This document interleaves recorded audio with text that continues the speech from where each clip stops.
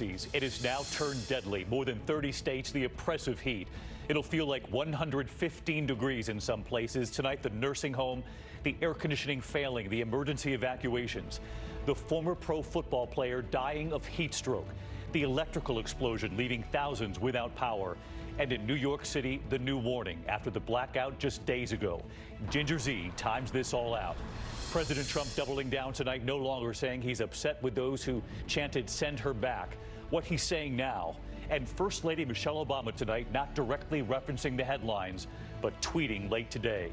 Breaking news at this hour, the U.S. military monitoring a U.S. ship traveling through the Strait of Hormuz after word of 2 more ships seized by Iran. Martha Raddatz is live tonight. Also developing at this hour, the American woman and her boyfriend on a road trip discovered dead. Authorities before the cameras just moments ago and what they have now revealed. Newly released video tonight of 737 crashing into the ocean. The computer warning the 2 pilots that they were too low. The American rapper under arrest overseas, and now President Trump is involved tonight. First Lady Melania Trump, too. The rapper A$AP Rocky claiming self-defense and what the video shows. The urgent search tonight for a missing wife, 69 years old, her husband breaking down, insisting that police are looking at him as a suspect. And if the heat is getting to you, try the Yankees manager who lost it. His choice words and the punishment tonight. This is ABC World News Tonight with David Muir. Good evening, and it's great to have you with us here on a Friday night. So many of you dealing with this brutal heat, and tonight it has turned deadly now. Authorities declaring heat emergencies in communities across this country, 34 states, more than 200 million Americans under alerts right now. And look at the numbers for tomorrow. The heat index, the feel-like reading, 111 in D.C., 110 in Philadelphia, 108 in New York City. The Midwest already seeing numbers that high.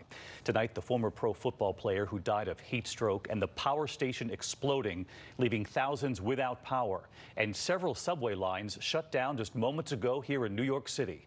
ABC's Gio Benitez leading us off. Tonight, that life-threatening heat has first responders on high alert. Who is most at risk? Anyone's at risk.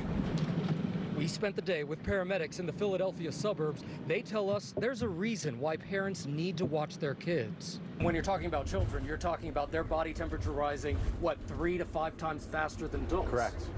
Way much faster than you and I, because they're smaller. They can't regulate their temperature like you or I can. Not far away, some elderly and disabled residents were forced to evacuate when their apartments lost power. Describe to me what it's like inside your apartment right now. About 95 degrees and getting hotter. We have medic units on scene monitoring the patients who need it. In Chicago, that heat will become so intense today, it could be life-threatening. A heat index of at least 105 degrees, pushing the limits of infrastructure. Our Stephanie Ramos is there. These crews are inspecting roads threatened by the intense heat. The city says the extremely high temperatures could cause pavement blowouts and roads to buckle. In Arkansas, former New York Giants offensive lineman Mitch Petrus dying of heat stroke after working outside all day. He was just 32. In New York City, race organizers canceling the New York City Triathlon this weekend, the city under a heat emergency. Power officials confident the grid will hold after last weekend's blackout. We're ready for what the heat will bring, and as I said, we expect demands this weekend to rival all-time weekend peaks. New York's mayor asking residents to turn their thermostats up to 78 degrees to help save power. And David, here in Philly, we're looking at a top heat index today of 104. That number could grow to 113 over the weekend. And again, we've just learned that in New York City, several subway lines have been shut down. We don't know if that's heat related, but David, of course, there are major concerns over infrastructure. All right, Gio Benitez leading us off live in Philadelphia tonight. Gio, thank you. And you heard Gio mention the real concern here in New York after that blackout days ago, warning of the strain on the power grid. Well, in Madison, Wisconsin tonight, look at this. A state of emergency after an explosion at the city's main power center there. It felt like 109 in Madison today, and that explosion triggering a fire, the flames shooting 150 feet into the air, knocking out power to thousands. And here's ABC's Steve Osunsami now. The timing of this explosion at a power station in Madison, Wisconsin was so terrible, the state's governor had to declare a state of emergency as thousands were having to get through the miserable heat without power. There was an explosion and a large fire now. There's an excessive heat warning in the area. Today it felt like 109 degrees. What do you think those flames are, 50, 60 feet?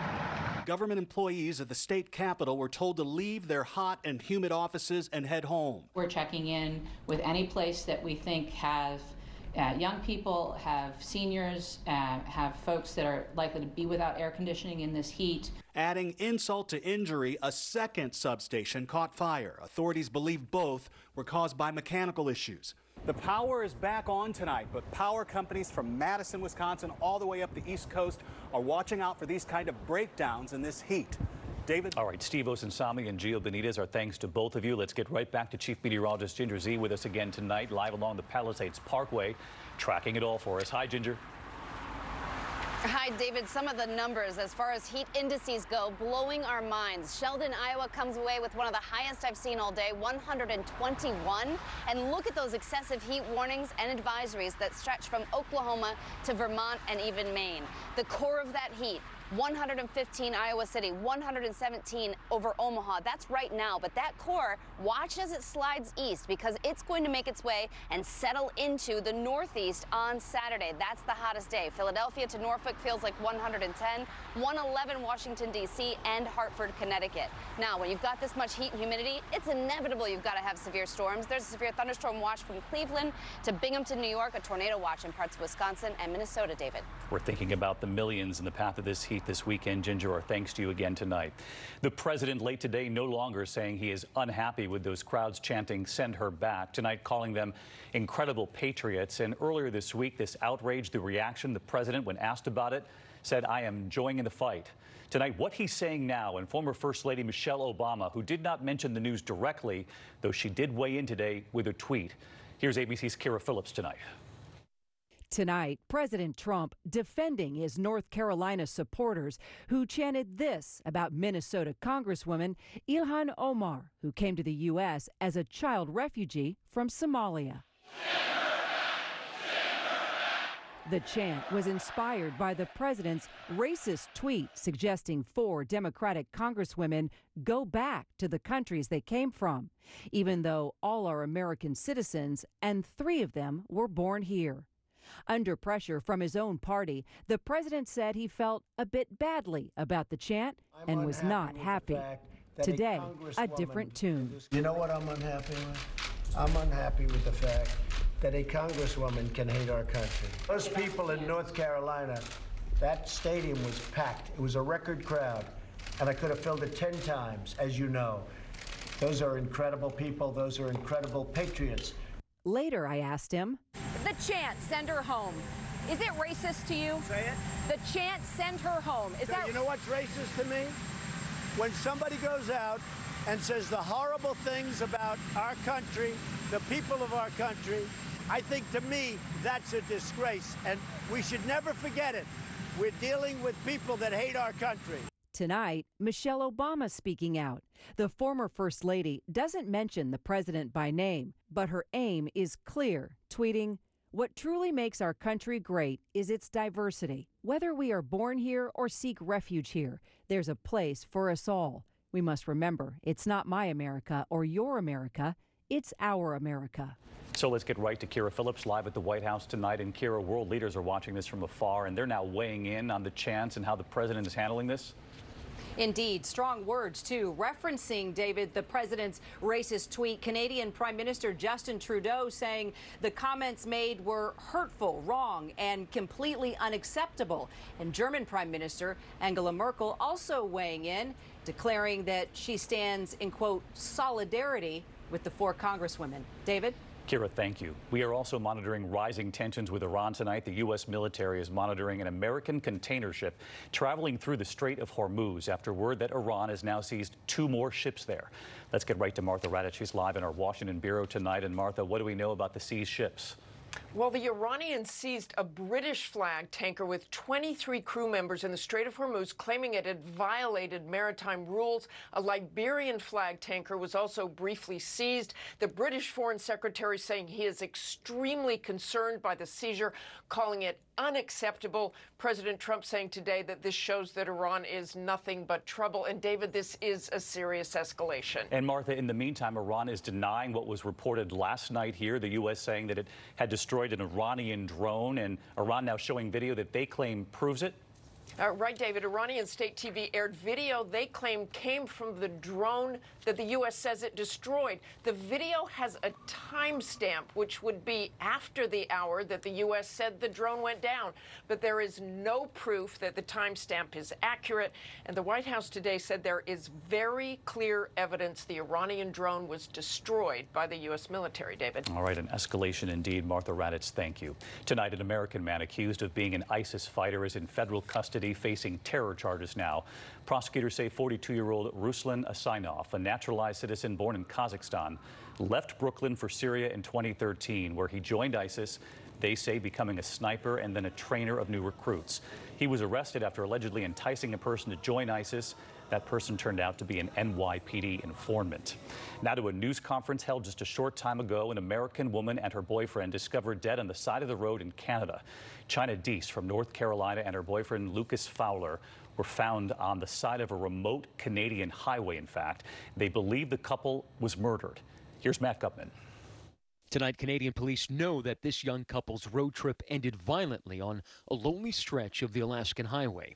What they don't know is who murdered 24-year-old American China Deese and her boyfriend, Lucas Fowler. It's not yet clear whether Lucas and China were targeted or if this was a crime of opportunity. Without revealing how they were killed, police recovered the couple and that blue van on the side of the road in picturesque British Columbia sometime between Sunday and Monday night. We're trying to comb through the evidence that is at the scene at this point. Family members tell us they believe their van broke down. China Deese, who was from North Carolina, met Fowler in Croatia. He is the son of an Australian police chief inspector. The couple was taking a road trip heading to national parks and Alaska.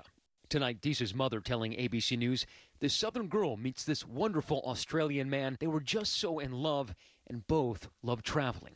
The couple was found, David, near a popular tourist site, and right now police are working with a 28-hour window in which they think this crime occurred. So they're asking motorists with any dash cam video to come forward to help narrow down that timeline. David. Matt Gutman reporting in tonight. Thank you, Matt. There is new cockpit video this evening showing the final moments of a Boeing 737 crashing into the ocean. The pilots were warned by computers that they were too low before slamming into the water. We reported on this when the U.S. Navy team nearby rushed in to help save those passengers. ABC's David Curley tonight with this new video emerging from that terrifying crash near Guam.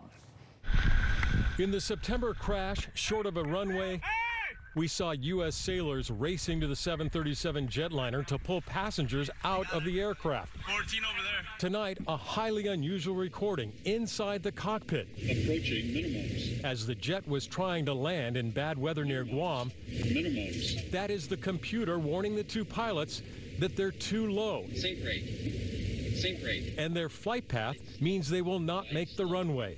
Investigators say the pilots ignored the warnings and had done so in the past. But on this day, the weather meant they couldn't see the runway.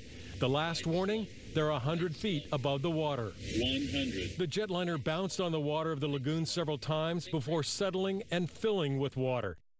Originally, it was thought that everyone survived the crash. 35 were rescued, but 3 days later, divers found the body of a passenger inside the fuselage. Investigators had harsh words for both pilots in this incident. David? David Curley, who covers aviation for us, thank you. There are mounting calls tonight for the release of an American rapper being held in a Swedish jail. From some famous names, even the president and the first lady are now involved in this. The rapper A$AP Rocky is under investigation for alleged assault. He says it was self-defense. Tonight, what the video shows, and here's Ariel Reshef. Tonight, mounting anger after Swedish prosecutors announce rapper A$AP Rocky must remain behind bars while their investigation into this confrontation continues. TMZ obtaining the video showing the 30-year-old performer, whose real name is Rakim Meyers, and members of his entourage fighting in the streets of Stockholm on June 30th. But the rapper posting this video allegedly of the moments just before. We don't want no problems with these boys. They keep following us. Two men can be seen arguing with his bodyguard, throwing headphones at the group and following them as they try to walk away. They came into a situation where he acted in self-defense. The Grammy-nominated artist and two backup performers now beginning their third week in a Swedish jail. ASAP deemed a flight risk. Their detention sparking outrage. And today, President Trump saying many